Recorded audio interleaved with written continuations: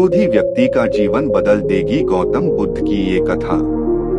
एक दिन गौतम बुद्ध अपने शिष्यों के साथ एकदम शांत बैठे हुए थे। उन्हें इस प्रकार बैठे हुए देख शिष्य चिंतित हुए कि कहीं वह अस्वस्थ तो नहीं है। एक शिष्य ने उनसे पूछा कि आज वह मौन क्यों बैठे हैं, क्या शिष्यों से कोई गलती हो गई है। इसी बीच एक अन्य शिष्य ने पूछा कि क्या वह अस्वस्थ हैं, पर बुद्ध मौन रहे। तभी कुछ दूर खड़ा व्यक्ति जोर से चिल्लाया, आज मुझे सभा में बैठने की अनुमति क्यों नहीं दी गई है। बुद्ध आंखें बंद करके ध्यान मग्न हो गए।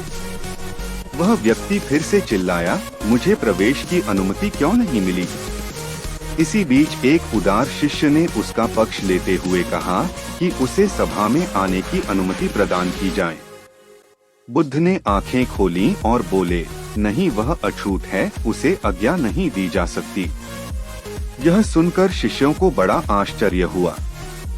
बुद्ध उनके मन का भाव समझ गए और बोले, हाँ, वह अछूत है। इस पर कई शिष्य बोले, हमारे आश्रम में जात पात का कोई भेद ही नहीं, फिर वह अछूत कैसे हो गया। तब बुद्ध ने समझाया, आज वह क्रोधित होकर आया है। क्रोध से जीवन की एकाग्रता भंग होती है। क्रोधी व्यक्ति प्राय मानसिक हिंसा कर बैठता है, इसलिए जब तक वह क्रोध में रहता है तब तक अछूत होता है। इसलिए उसे कुछ समय एकांत में खड़े रहना चाहिए। क्रोधित शिष्य भी बुद्ध की बातें सुन रहा था।